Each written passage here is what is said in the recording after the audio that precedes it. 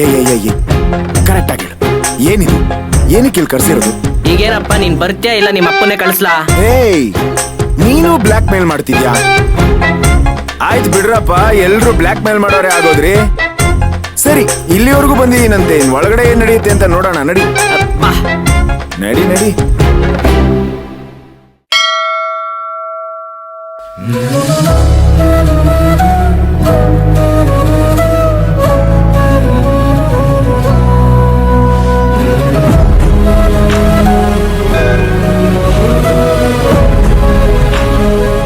ಶಾಸ್ತ್ರಿಗಳೇ ಬನ್ನಿ.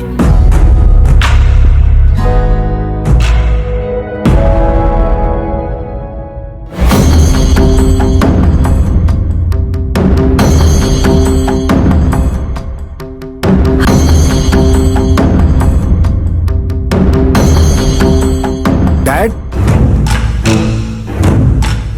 ಏನಿದು?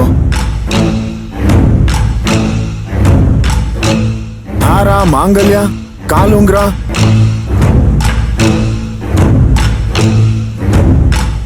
ಮದ್ವೆ ಯಾರ್ದು? ಯಾರ್ದು ಅಲ್ಲ ಕಣೋ, ನಿಮ್ಮಿಬ್ಬರದೇ.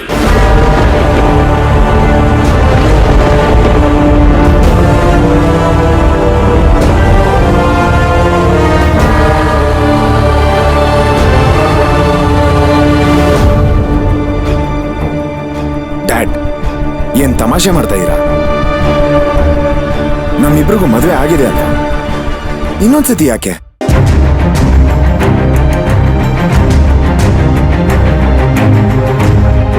ನೋಡು, ನೀನ್ ಛತ್ರದಲ್ಲಿ ಆಗಿದ್ ಮದ್ವೆನೇ ಅಲ್ಲ, ಅದೆಲ್ಲ ನಮ್ ಕೈ ಮೀರಿ ಹೋಗಿತ್ತು. ಈಗ ನೀನ್ ಮತ್ತೆ ಮರುಮಾಂಗಲ್ಯ ಧಾರಣೆ ಮಾಡು.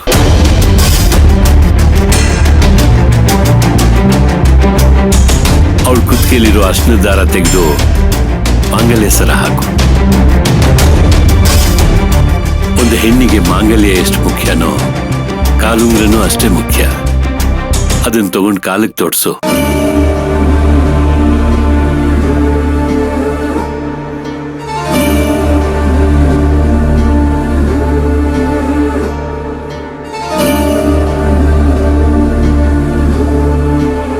ಡ್ಯಾಡ್, ಸಡನ್ ಆಗಿ ದೇವಸ್ಥಾನಕ್ಕೆ ಕರೆಸಿ ಇದನ್ನೆಲ್ಲ ಮಾಡಿಸ್ತೀಯ ಅಂತ ನಾನು ಎಕ್ಸ್ಪೆಕ್ಟೇ ಮಾಡಿರ್ಲಿಲ್ಲ.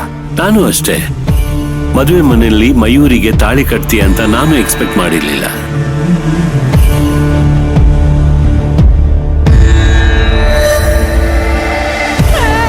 ಈಗ ನಾನು ಎಕ್ಸ್ಪೆಕ್ಟ್ ಮಾಡಿರೋ ಹಾಗೆ ನೀನ್ ನಡ್ಕೋಬೇಕು.